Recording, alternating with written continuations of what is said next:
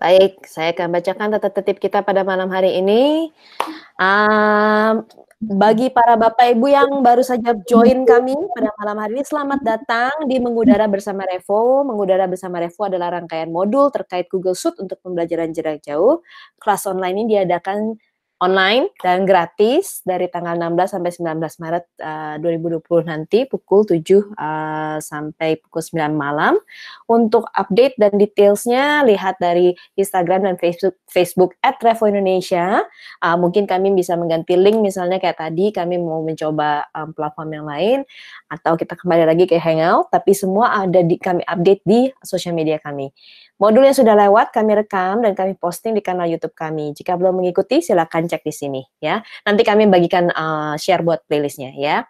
Kemudian tata tertib Hangout, jika tidak berbicara mohon mic-nya di mute. Tombol mute ada di bawah, panel kursor Bapak Ibu diarahkan ke bawah, ada tombol mikrofon, tekan sampai berwarna merah. Malam ini akan presentasi adalah Pak Gusman. Jadi saya Pak Gusman akan menyelesaikan presentasi dulu. Jika ada waktu baru kita Q&A.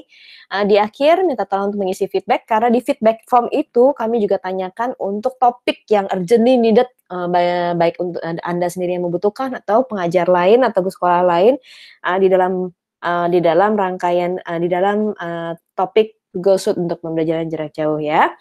Kemudian sekali lagi sesi ini direkam sebagai bahan pembelajaran setelah sesi live supaya lebih banyak orang lagi bisa belajar. Demikian saya serahkan ke Bapak Gusman. Bapak Gusman silakan memperkenalkan diri juga supaya teman-teman kita di Hangout Meet malam ini bisa kenal dengan Pak Gusman sebelum Pak Gusman memulai sesinya. Saya akan unshare screen saya ya Pak Gusman. Oke, terima kasih banyak Miss Pepita. Oke, malam semuanya, perkenalkan saya Gusman dari Revo Indonesia. Saya sebagai trainer di Revo Indonesia juga. Beserta saya juga mengajar di Sekolah Lilin Bangsa. Malam ini saya akan share sedikit untuk Google Form. Saya akan share screen saya dulu. Oke, berikut topik kita malam ini dengan Google Form. Satu, bagaimana kita membuat pertanyaan di Google Form. Karena di Google Form ini sendiri, kita memiliki banyak sekali jenis pertanyaan yang bisa ditanyakan. Mulai dari jawaban singkat, paragraf, pilihan ganda, dan yang lainnya.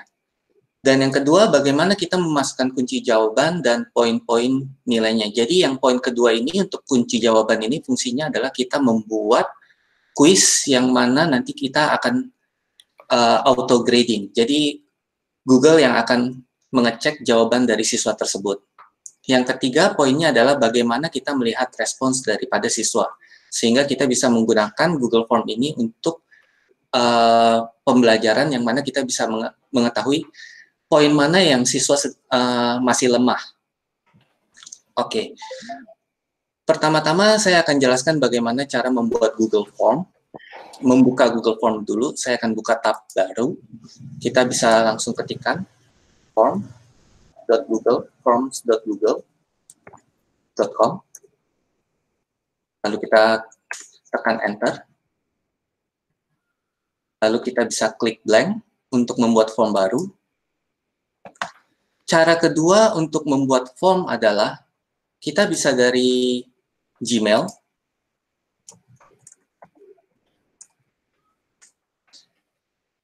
Dari Gmail kita bisa mendapatkan banyak sekali, kita ke Apps Drawer, kita masuk ke Google Drive-nya. Dan di Google Drive kita bisa klik New. Lalu ada pilihan More, Google Form, dan kita pilih blank. Jadi dua cara ini adalah sama untuk membuat Google Form yang baru, sama-sama blank. Untuk Google Form, saya akan share sedikit di bagian atas. Ini adalah nama file dari Google Form. Biasakan kita untuk menamakan Google Form, form atau kuesioner ini. Misalnya saya akan membuat testing quiz. Dan yang kedua, setelah kita namakan, di bagian samping kita akan melihat ada sebuah folder. Folder ini adalah tempat kita menyimpan. Kita bisa klik foldernya dan kita akan tentukan di mana posisinya. Bila mana kita tidak menentukan posisi foldernya, kita akan menyimpan di My Drive. Jadi akan tersimpan di bagian luar sini. Tapi kalau kita sudah pilih foldernya, itu form ini akan tersimpan di dalam folder tersebut.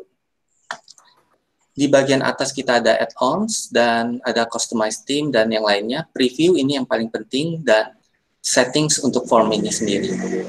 Sekarang kita akan mulai. Topik pertama adalah membuat pertanyaan. Di pertanyaan ini, kita ada untitled questions. Setiap kita membuat pertanyaan, ada berbagai jenis pertanyaan. Mulai dari short answer, jawaban singkat, paragraf, multiple choice, checkbox, drop down. Bila Bapak Ibu lihat, multiple choice, checkbox, dan drop down, ini ada di satu kategori yang sama. Apa sih bedanya?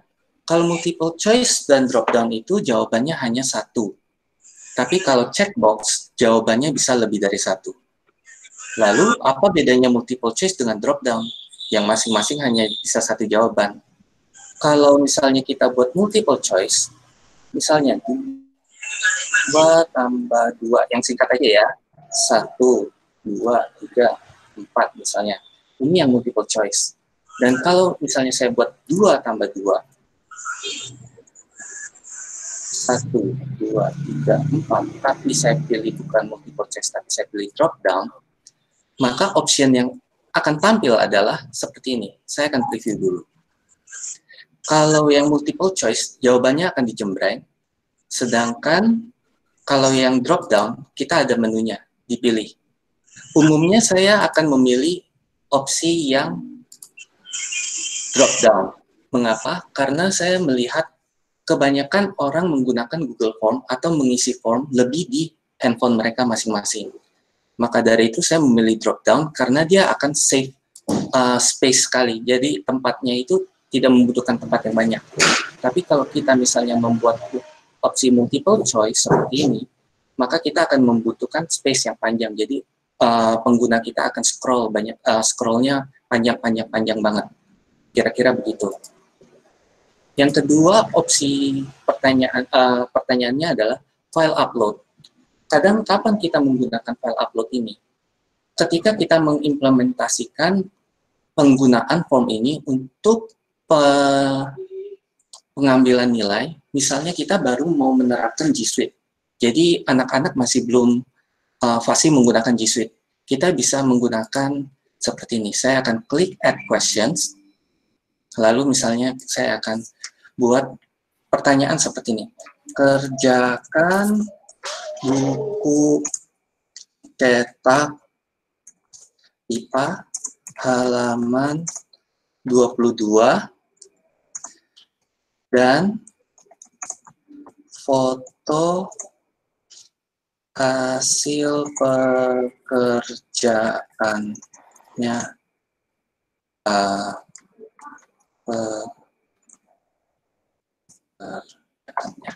Jadi contoh saya klik di sini, lalu saya klik file upload, lalu kita klik continue. Fungsi dari sini adalah kita bisa anak-anak yang tidak fasih dengan internet atau tidak fasih dengan G Suite ini, ketika mereka selesai, mereka tinggal foto dan fotonya akan diupload di sini. Dan kita akan mengecek dari foto tersebut. Walaupun sisi yang kurang saya sukai dari tipe file upload ini untuk penilaian adalah kita tidak bisa melakukan penilaian secara otomatis. Untuk file upload, kita ada satu specific file types. Kita bisa tentukan apakah ini mau berbentuk dokumen, berbentuk spreadsheet, PDF, video, ataukah hanya image. Image itu bisa berupa gambar atau kita capture. Audio juga bisa. Dan ini adalah maksimum file size-nya untuk restriction-nya. Satu lagi, ini form hanya bisa sampai 1 GB, tapi kita bisa ganti. Kita bisa setting maksimumnya berapa. Untuk G Suite for Education, kita tidak memiliki limit storage. Jadi kita bisa menggunakan maksimal 1 terabyte. Tapi bagi yang masih menggunakan G Suite Personal, saya sarankan untuk maksimum 1 giga saja. Ini saya akan cancel. Untuk opsi questions yang lain, pertanyaan yang lain adalah linear scale. Kapan kita pakai linear scale? Kita bisa menggunakan linear scale ketika misalnya kita ingin bertanya kepada siswa, bagaimana keadaan Anda hari ini? Apakah Anda merasa hari ini saya merasa untuk linear scale kurang sehat, tidak sehat? Dan yang terakhir adalah sangat sehat. Untuk linear scale ini kita bisa bikin anak, nanti mereka akan pilih, mereka ada di range berapa ya, dari tidak sehat sampai sangat sehat. Kira-kira seperti itu. Lalu untuk pertanyaan yang lainnya, di sini saya akan buat pertanyaan yang baru lagi. Ini ada multiple choice grid. Ketika kita ada pertanyaan yang jawabannya sama, misalnya ya dan tidak. Walaupun ini bisa diaplikasikan untuk pertanyaan lainnya. Pertanyaan ini biasanya umumnya kita taruh di row, sedangkan di question ini adalah instruksi. Pilih salah satu dari opsi berikut.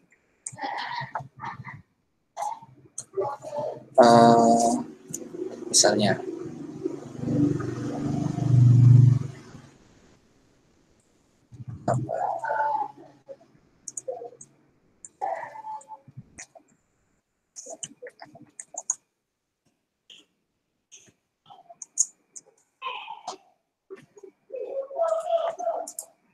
terus yang kedua, misalnya saya bisa bertanya juga, misalnya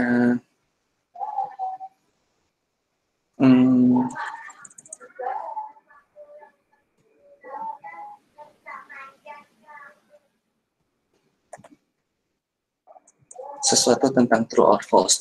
Contohnya seperti itu.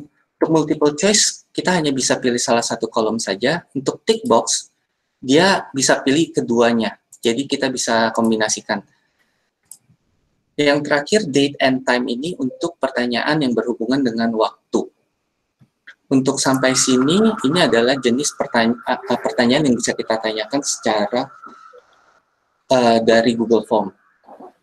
Ada yang mau bertanya sampai sini? Sebelum saya lanjutkan ke topik kedua.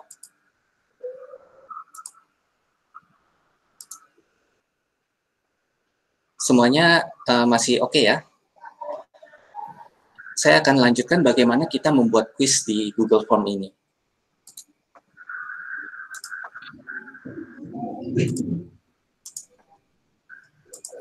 Google Form, di pojok kanan atas, di samping Send, kita ada pilihan Settings. Kita bisa klik Settings. Di bagian General, kita ada pilihan Collect Email Address. Pastikan ini dicentang. Mengapa? Karena kita akan langsung mendapatkan email address dari peserta. Kalau misalnya tidak dicentang, berarti kita harus menggunakan satu buah pertanyaan yang kita bertanya untuk nama siswa tersebut. Masuk lagi di General, ada di bagian bawah, Response Receipt. Apa sih Response Receipt itu? Response Receipt itu kalau misalnya kita aktifkan dan kita buat always, maka ketika pengguna Google Form kita ini, yang mengisi kuesioner kita ini, setelah mereka selesai mengisi, mereka akan mendapatkan rekap dari jawaban mereka.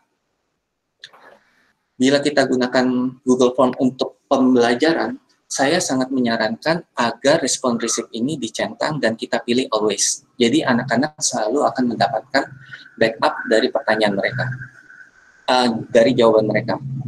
Require sign in, ini dicentang bila kita menggunakan collect email address dan kita bisa restrict user to domain kita sendiri. Jadi kita hanya user dari domain kita sendiri yang bisa akses dan bisa menjawab. Kita juga bisa mencentang limit to one response. Bila kita membuat tes online, pastikan mereka hanya bisa menjawab 1 kali. Jika kita limit to one response, kita hanya bikin mereka hanya bisa menjawab 1 kali, mereka harus sign in ke Google mereka, karena semua itu akan di-track melalui email address. 1 email address hanya bisa memberikan 1 jawaban. Opsi lainnya adalah edit after submit, kita bisa centang. Jadi, opsi ini akan memberikan peserta didik atau orang yang menggunakan Google Form kita untuk mengedit jawabannya setelah mereka mengirimkan jawaban. Saya kurang setuju bila dicentang, apalagi bila kita menggunakan untuk penilaian. Si summary juga saya tidak anjurkan karena anak-anak bisa melihat jawaban dari peserta yang lainnya. File upload ini ada karena kita ada opsi untuk file upload tadi. Mari kita kembali ke opsi yang atas, presentation, progress bar. Kita boleh centang ini bila kita memiliki lebih daripada 1 section. Shuffle question order boleh dicentang bila kita membuat quiz online dan kita mau jawaban, mau pertanyaan selalu random. Diacak, misalnya anak 1 pertanyaannya A, anak kedua dimulai dari pertanyaan B. Kira-kira seperti itu. Show link to submit other response bila Anda mengizinkan untuk mengisi lebih dari 1 kali. Bila kita pilih limit to one response di bagian presentation, ini akan gray out, tidak bisa dipilih. Yang terakhir di bagian presentation, confirmation message. Bisa kita ganti untuk memastikan peserta, untuk meyakinkan peserta kalau form yang mereka isi telah kita terima. Quiz, ini yang paling penting untuk guru. Kita bisa centang, make it as quiz, dan ada assign point value, allow auto marking. Ketika kita membuat quiz, saya sangat menyarankan tipe pertanyaannya adalah multiple choice ataupun drop down. Saya tidak menyarankan untuk menggunakan quiz auto grading bila menggunakan kita jawaban singkat ataupun paragraf. Mengapa? Karena bila kita menggunakan jawaban singkat, kita harus memprovide jawaban sedetail mungkin. Sedangkan bila multiple choice ataupun drop down, kita hanya ada 1 opsi yang benar saja. Dan ketika kita membuat form kita sebagai quiz, ada 2 opsi untuk scoring. Yang pertama, immediate after each submission, dan yang kedua adalah later. Perbedaannya adalah, kalau kita pilih immediate, ketika anak klik submit, maka mereka akan mendapatkan nilai mereka secara otomatis dan langsung. Dan mereka bisa tahu yang mana yang jawaban yang betul, karena kita ada centang di sini, dan yang mana yang jawaban yang salah, karena ada centang di sini. Bila kita tidak centang, maka mereka hanya akan mendapatkan nilai saja. Tapi karena ini untuk pembelajaran anak, umumnya saya centang. Yang opsi kedua adalah later. Kapan kita pakai later? Setelah umumnya saya pakai later bila saya membuat quiz dengan campuran pertanyaan, jawaban singkat, paragraf, atau ada paragraf dengan multiple choice, maka saya akan menggunakan later, karena saya harus mengecek 1 persatu. Mengapa harus dicek 1 persatu? Karena seperti tadi yang saya bilang, kita harus memberikan jawaban yang sedetail mungkin.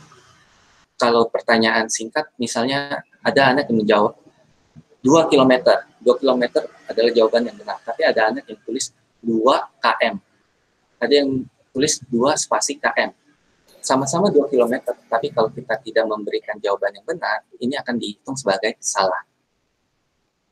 Setelah kita pilih ini semua, point value adalah agar anak bisa mengetahui berapa poin sih, untuk pertanyaan ini ada berapa poin. Kalau sudah, kita bisa klik save.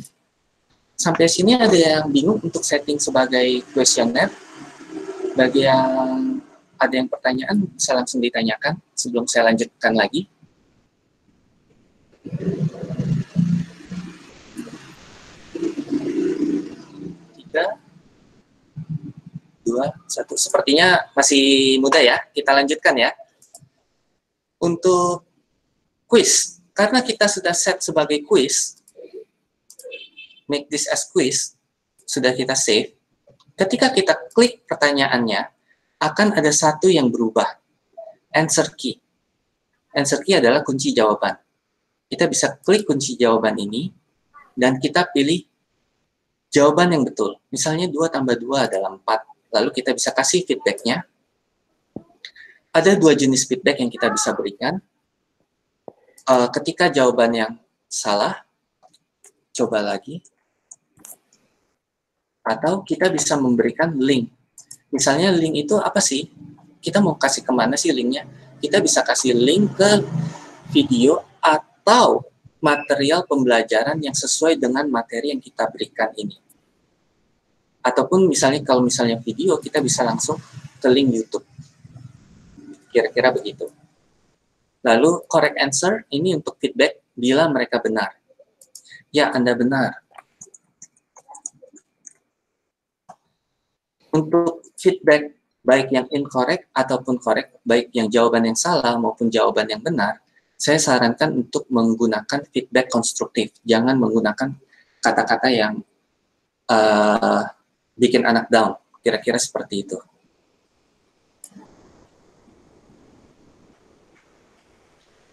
Ini kita juga kasih answer key-nya, answer feedback.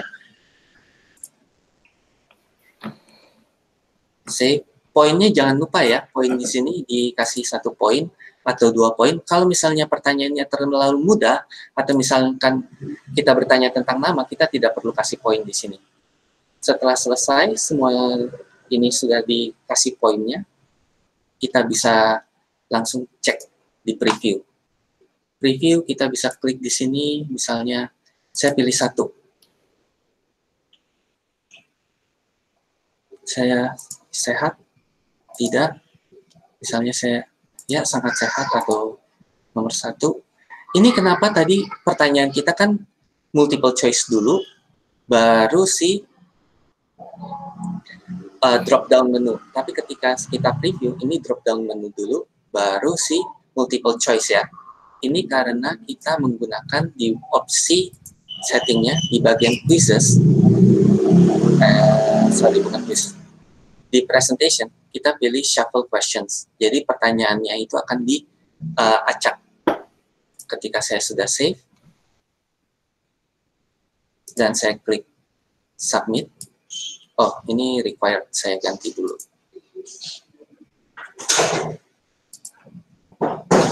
Mohon maaf. Saya restart, refresh dulu. Saya reload.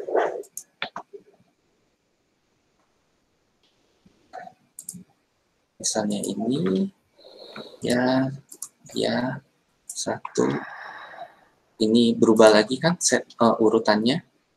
Lalu kita klik submit. Jawabannya akan langsung dikirimkan ke kita. Lalu untuk guru, kita bisa cek di mana? Di response. Nilainya mana sih? Kita bisa cek di nilainya. Individual. Dan kita bisa lihat, oh poinnya dapat 0 nih. Berarti jawabannya salah. 2 tambah 2 kok 1? Ya jelas salah. Correct answer 4. Feedbacknya apa? Coba lagi. Kalau misalnya kita berikan feedback misalnya ke link untuk materi pembelajaran, anak bisa tinggal klik materi pembelajarannya dan mereka bisa belajar lagi. Kira-kira seperti itu untuk formnya. Ada yang mau ditanyakan sampai sini? Bila tidak, saya akan kombinasikan Google Form ini dengan Classroom. Untuk fitur Google Classroom yang baru, kita bisa import nilai dari form. Caranya bagaimana? Misalnya di Classwork, kita klik create, kita pilih quiz assignment, lalu kita misalnya quiz 1,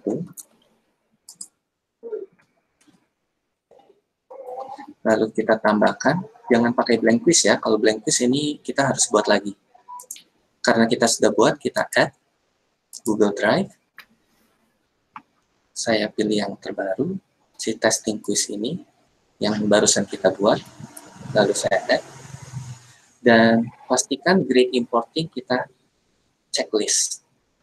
Due date terserah Bapak Ibu. Untuk kelas, kita bisa pilih kelas mana saja yang mau kita pilih.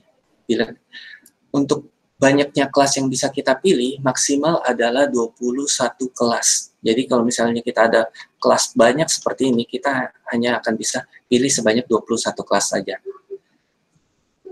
Dan umumnya kan kelas kita paralel nggak sebanyak itu ya, paling 4 paralel, 4 kelas. Dan untuk students, kita juga bisa pilih muridnya siapa aja.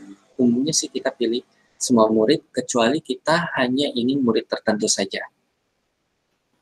Kalau sudah selesai, kita tinggal klik assign, atau kita mau schedule juga boleh, kapan keluar quiznya, ataupun kita save as draft jika kita masih mau menambahkan untuk instruction. Saya assign. Setelah di assign, di bagian quiz, kalau saya klik hand in, di bagian hand in nanti kita bisa klik import grades. Karena di posisi ini saya sebagai guru, walaupun saya klik import grade, tidak akan ada nilai yang masuk karena tidak ada nama saya di sini. Tapi bila salah satu murid saya mengisi form yang kita buat, testing quiz yang barusan kita buat, ketika kita import grade, kita klik import grade, berapapun nilai yang masuk di quiz ini akan langsung otomatis berpindah ke grading sheet yang di sebelah sini. Kalau zaman dulu, sebelum ada import grades, kita masih harus copy paste. Sekarang sudah tidak perlu lagi. Kira-kira sampai di sini presentasi saya untuk Google Form. Mungkin kita bisa langsung masuk ke question and answer, dan Miss Pepita mungkin bisa ada yang mau ditambahkan? Enggak kok, udah jelas Pak Gusman. Jadi silakan aja untuk yang mau bertanya, silakan lanjut. Di chat ada questions. Manual review berarti nilainya kita masukkan satu nomor dengan satu nomor ya?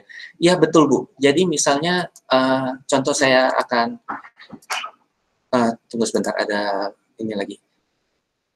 Apabila anak kita mengerjakan 2 kali formnya, kemudian kita import grade, nilai mana yang keluar? Nilai yang terakhir Bu. Jadi saya coba dulu untuk present now, entire screen, kita kembali lagi ya. Saya share lagi. Misalnya saya buat dulu yang pertanyaan baru di sini, di questions. Saya buat pertanyaan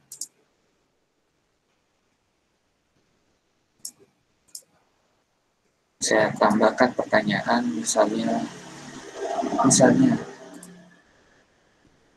berapakah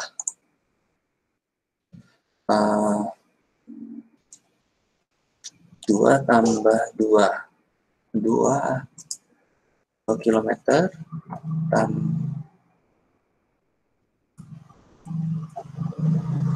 tambah 2 meter sama dengan titik-titik meter misalnya. Ini saya buat menjadi short answer. Tadi kan kita buat quizzes ya, ada answer key-nya ya.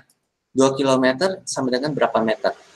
HM, dan M. Berarti kan 2002 meter. Maaf. 2002 meter. Ada anak yang isi seperti ini. Tapi ada juga anak yang akan mengisi 2002 meter. Ada juga, ada yang kemungkinan akan isi 2002 meter. Ada juga yang menggunakan huruf kapital semua. Jadi contoh, mark all Ini jangan dicentang. Kalau misalnya kita centang, semua jawaban yang lainnya akan dianggap sebagai salah. All other answer is incorrect. Ya, umumnya kita centang, karena kalau misalnya nggak dicentang, apapun jawabannya akan dianggap betul. Coba set done, kita akan coba preview lagi. Ketika kita preview di sini, 2 misalnya, saya jawab langsung 2002. Misalnya 2 tambah 2, 4. Ini 3. Salah satu opsi, iya, iya. Kalau saya klik submit di sini, dan saya kembali ke response, ini ada response pertama dan response kedua. Response kedua, kita akan lihat, ini salah, correct answer-nya 4. Ini juga dianggap salah. Kenapa salah? Karena tidak sesuai dengan kunci jawaban kita. Seperti yang tadi saya bilang, saya sangat menyarankan bila kita menggunakan short answer, kalau kita menggunakan opsi review. Di bagian quizzes, pastikan later, after manual review. Ketika kita sudah later manual review, gimana sih anak bisa tahu nilainya? Nilainya adalah ketika kita sudah klik, misalnya ini kan salah, ini kan betul, kita tambahin aja nilainya 1 atau 2, sesuai dengan poin yang kita berikan. Tadi saya lupa setting poin. Kalau sudah, nilainya kan ada 2 poin. 2 poin itu yang mana aja sih? Yang ini dapat 1 poin, dan yang ini 1 poin, jadi total 2 poin. Yang lain kan nggak dinilai. Untuk memberikan nilai ke anak, kita tinggal klik release score. Ketika kita release score, kita bisa memberikan feedback secara individual. Misalnya nilainya bagus, kita bisa bilang good job, atau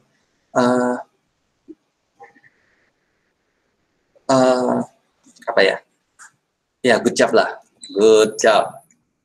Atau kita kasih kata encouragement yang lain.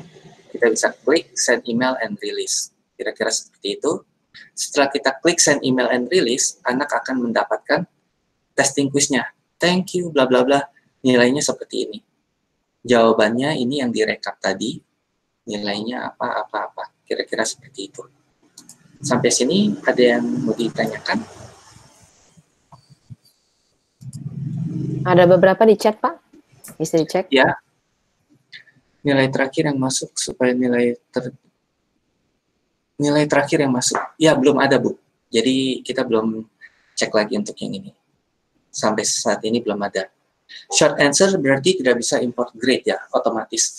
Untuk import grade otomatisnya itu nanti setelah kita selesai checking semua, baru kita klik import grade-nya. Tapi kalau misalnya kita belum cek, kita import grade, nilainya akan sesuai. Karena kita harus manual review kan. Walaupun kita belum manual review, import grade bisa diklik, tapi hasilnya itu tidak valid. Nilai anak tidak valid. Karena kita belum cek manual. Dan seperti tadi, 2002, kalau kita tidak tulis, harus kan bisa maksud anak betul, tapi karena tidak ada di kunci jawaban, jatuhnya salah. Kira-kira begitu. Ada lagi mungkin yang mau bertanya untuk Google Form?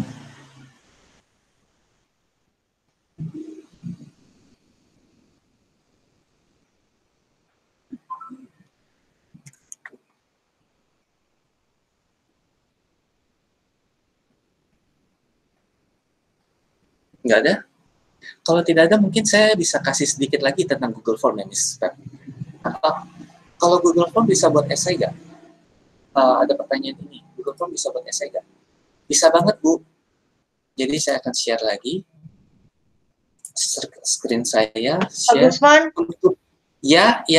Ya, sorry Pak, pertanyaan saya belum dijawab. Kalau yang misalnya nilainya udah ada di tempat di import grade itu, terus bisa saya ubah nggak nilainya? Misalnya saya kepengennya nilainya jadi yang paling tinggi, bukan yang terakhir. Bisa diedit? Bisa. Oh, oke. Bisa, Bu. Jadi nanti di sini ketika kita import grade, misalnya nilainya udah keluar 1 nih. Setelah ada 2 yang kita nilai, misalnya Yang pertama lebih tinggi. Kita tinggal klik aja, dan kita tinggal ganti aja di sini. Oke. 2. Oke, Kira-kira makasih Pak. Ya, makasih. Sama-sama. Untuk yang tadi yang esai, kita tinggal buat di questions-nya aja. Pastikan kita menggunakan questions paragraph. Ini untuk membuat esai. Untuk bikin pertanyaan tentang esai, membuat anak jawab tentang esai, kita menggunakan paragraph. Tapi kalau misalnya kita menggunakan short answer, kalau nggak salah kita hanya bisa sekitar 100 karakter ya. Karena short answer itu memang untuk jawaban singkat aja. Kira-kira begitu. Ada lagi mungkin? Google Form bisa pakai esai? Udah ya. Mungkin saya akan share sedikit untuk Google Form-nya. Untuk lebih in-depth di Google Form sedikit. Karena kayaknya semuanya bisa ini. Oke.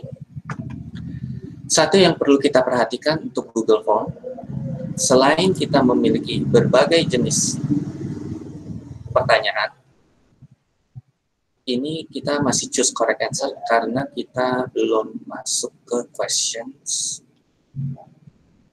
Saya belum klik done di sini. Setiap jenis pertanyaan yang kita pilih, dia ada fitur tambahan lagi. Dan ini jarang sekali diedit oleh guru. Tapi ketika guru mau mempelajari lebih lanjut, ada banyak sekali yang bisa kita dapatkan di sini. Contoh untuk multiple choice seperti ini, ketika kita klik, kita bisa shuffle option order. Jadi di quiz kita tadi kita bisa shuffle pertanyaannya kan, pertanyaannya bisa diacak. Tapi ketika kita menggunakan multiple choice, kita bisa shuffle jawabannya juga, kita bisa centang.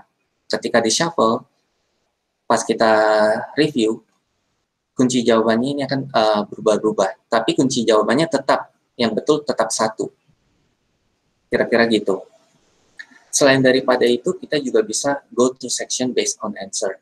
Ini yang tadi saya belum jelaskan untuk sectioning. Bila kita menggunakan Google Form untuk membuat pertanyaan, quiz, atau tes, umumnya tes kita kan panjang ya, nggak mungkin cuma 5 pertanyaan, 10 pertanyaan, biasanya kita bisa ambil 20 pertanyaan atau lebih. Saran saya adalah kita kita potong-potong, misalnya setiap halaman hanya punya 5 pertanyaan. Atau kita akan kategorikan pertanyaan yang jenisnya sama atau tentang topik yang sama di page yang sama. Caranya gimana? Caranya adalah di bagian samping ini kita ada opsi add section. Diklik add section-nya. Ketika kita sudah klik add section, saya belum klik ya, dia akan keluar tulisan untitled section. Untitled section ini kita bisa tuliskan dengan judul sectionnya ini tentang apa, topiknya apa misalnya. Setelah topiknya kita tulis, ini kita bisa berikan pertanyaan yang sesuai dengan topik ini. Tapi kalau kita perhatikan, setelah kita buat section, di antara section 1 dan section 2, nanti akan ada opsi continue to next section, ataupun section 2, ataupun submit. Pastikan jangan setelah section 1 kita klik section 1 lagi. Kalau kita pilihnya seperti ini, anak-anak akan looping selalu di pertanyaan yang ini, tidak akan ke section yang kedua. Kapan kita, umumnya saya bikin 2 section atau lebih ketika saya ingin memberikan pertanyaan misalnya nama, saya buat nama, terus saya pertanyakan juga tentang kelas mereka, lalu saya ini quiznya saya acak. Ketika saya acak seperti ini, nggak mungkin dong nama tautonya ada di tengah quiz, nanti anak akan bingung, loh ini nanya tentang apa? Maka dari itu saya, kalau misalnya shuffle dan saya perlu anak untuk mengisikan nama dan kelasnya, maka saya akan membuat section. Yang mana section pertama adalah data siswa, seperti nama dan kelasnya. Setelah itu, untuk go to next section, saya akan coba buat section 3 section. Section yang ini kita bisa pilih go to section based on answer, kita bisa pilih ini mau kemana sih. Kalau betul kemana, kalau salah kemana. Jadi dari Google Form ini, kalau kita mau telah lebih dalam lagi, kita bisa bikin seperti ini. Kalau anak membuat bisa menjawab pertanyaan ini, dia bisa naik level ke pertanyaan berikutnya. Jadi kita bisa bikin jenis pertanyaan mudah, medium, atau menengah, dan sampai yang sulit. Apa yang terjadi kalau misalnya dia masih salah? Ya udah masukin aja ke jenis pertanyaan yang masih gampang lagi. Tapi kalau dia udah bisa, masukin ke pertanyaan yang link ke pertanyaan yang sudah agak sulit. Kira-kira begitu. Sampai sini mungkin ada yang mau tanya?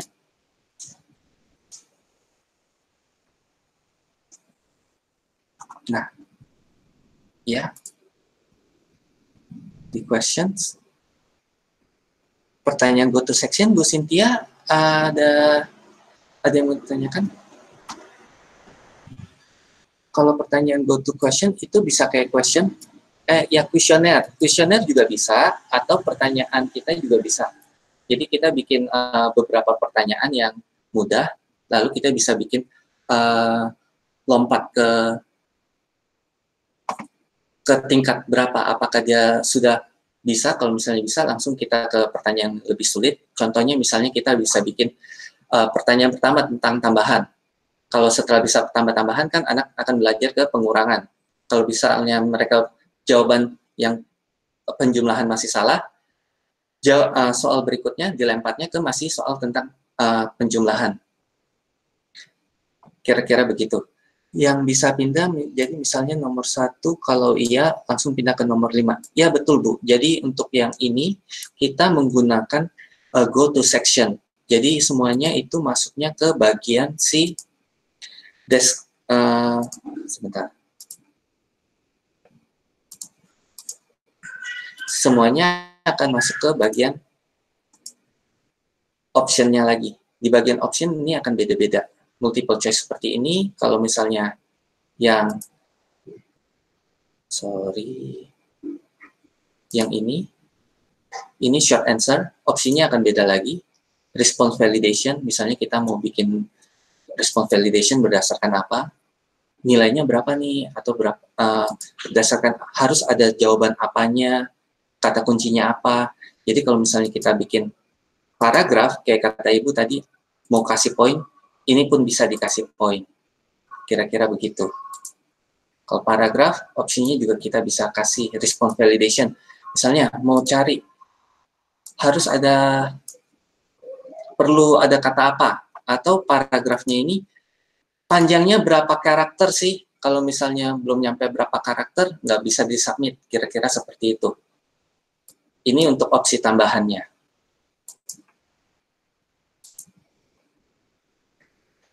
Oh, wah, oke. Ya, jadi kita bisa bikin gamification juga. Jadi kita bisa bikin response validation, misalnya dia harus jawab pertanyaan tertentu, kalau misalnya betul, baru bisa masuk ke section kedua, itu juga bisa. Jadi untuk penerapannya agak lebar. Jadi tergantung bagaimana ide guru-gurunya masing-masing. Ada lagi yang mungkin mau ditanyakan? Pak Gusman, ada yang bertanya, Pak Farhan. Pak Farhan, maaf Pak, ingin bertanya, apakah dalam membuat soal dalam Google Form harus selalu terkoneksi internet, ataukah bisa offline di file Word atau Excel terlebih dahulu, baru di-upload ke Google Form? Untuk Google Form, ya, harus online.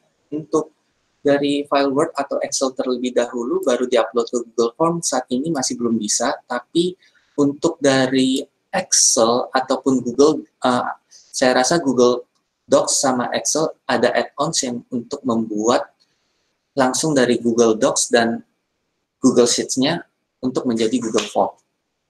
Tapi untuk jenis pertanyaannya terbatas dan kita harus edit lagi. Kira-kira begitu.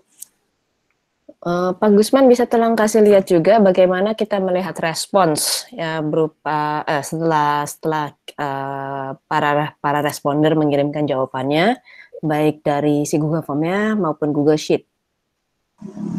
Oke, boleh. Nah, saya akan share sedikit di sini. Saya akan present lagi ya. Entire screen. Oke.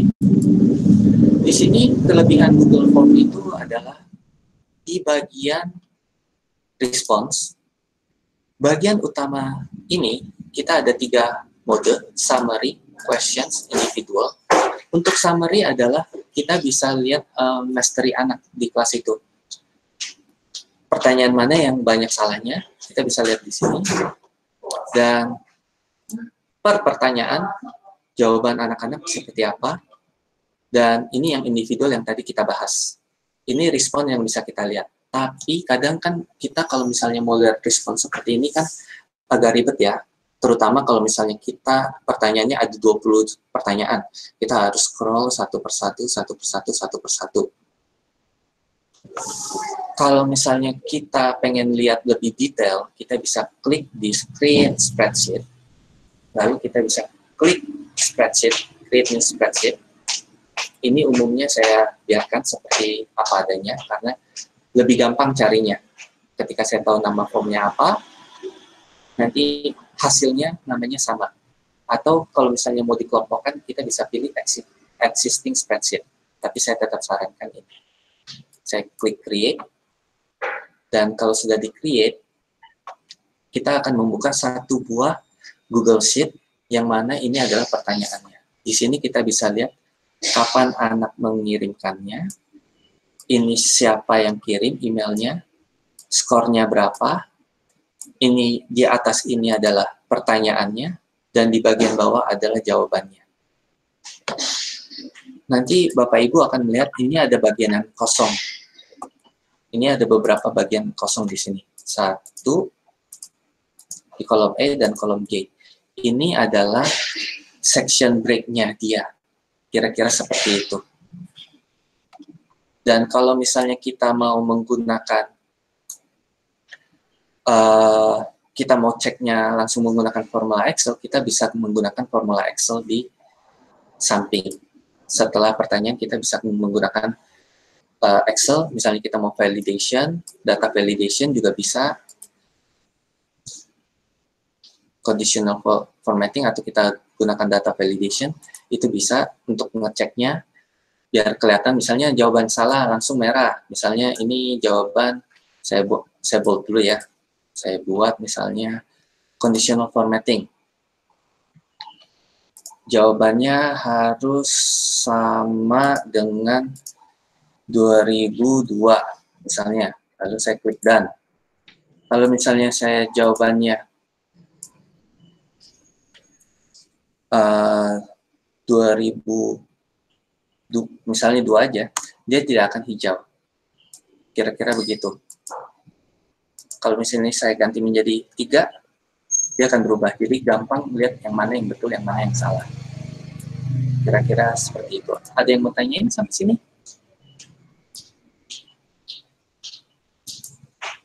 Jadi kita ada 2 cara untuk lihat hasil responsnya ya. Yang pertama kita langsung dari Google Form, yang kedua kita generate Google Form-nya menjadi Google Sheet, dan dari Google Sheet-nya itu kita bisa lihat lebih detail lagi.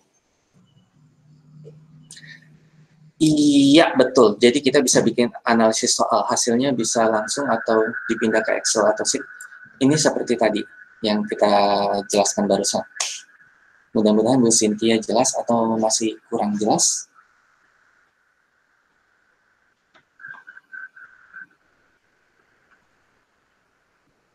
Ada lagi?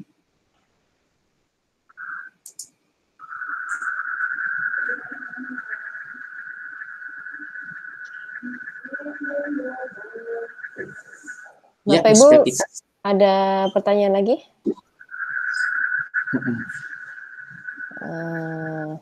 Kalau tidak ada pertanyaan lagi, Pak Gusman, ada yang mau di-sharingkan atau sudah? Sepertinya sudah. Mungkin untuk kalau misalnya ada yang mau tanya, nanti ketika videonya sudah live, bisa langsung di komentar aja. Nanti kita akan langsung masuk di bagian komentar. Tetap berbagi dengan Revo ya. Mengudara bersama Revo. Mengudara bersama Revo. Kalau begitu saya akan siap-siap menutup sesi ini. Terima kasih Bapak Ibu sekalian. Sebelum saya tutup, kayak seperti kemarin-kemarin, jadi saya berikan linknya ya, beberapa link yang penting untuk Bapak Ibu sekalian, termasuk link feedback dan juga link untuk mendaftarkan domain. Saya akan share screen lagi. Windows. Oke.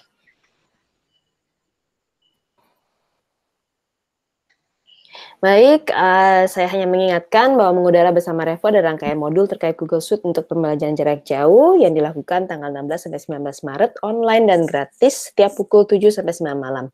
Boleh lihat di Instagram dan Facebook Revo Indonesia untuk detailnya atau untuk update terkait link untuk join dalam meeting ini. Tapi seharusnya besok di hangout meet lagi ya, karena lebih enak di sini.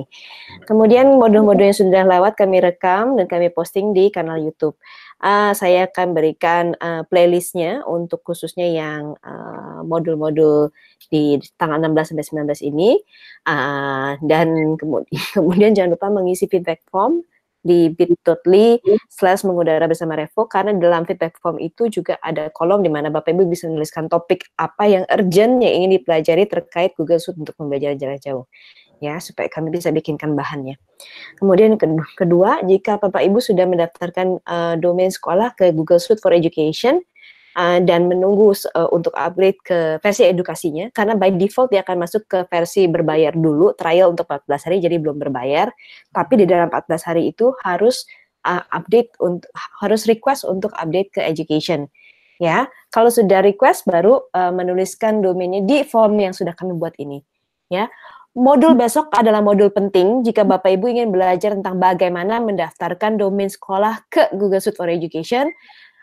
Datanglah hadir bersama-sama kami di Hangout Meet lagi, dan terima kasih pada Bapak Ibu sekalian. Sampai bertemu lagi di modul besok yang penting ya, tentang pendaftaran Google Suite for Education dan juga perbedaan Google Suite for Education versi gratis dan versi berbayar.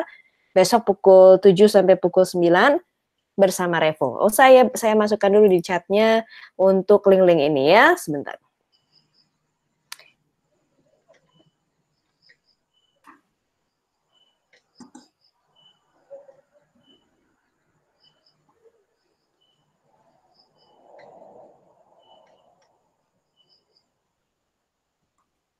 Oke. Untuk feedbacknya yang bit.ly mengudara bersama Revo, Pak Gusman memberikan sudah. Kemudian juga untuk mendaftarkan yang domainnya di bit.ly/daftar Jisun Pendidikan. Mungkin orang-orang langsung berpikir bahwa pakai aja Google Classroom, tapi ternyata di lapangan itu nggak bisa cuma menggunakan Google Classroom. Pak Donatus langsung nonton tuh playlistnya tuh, kedengeran ya.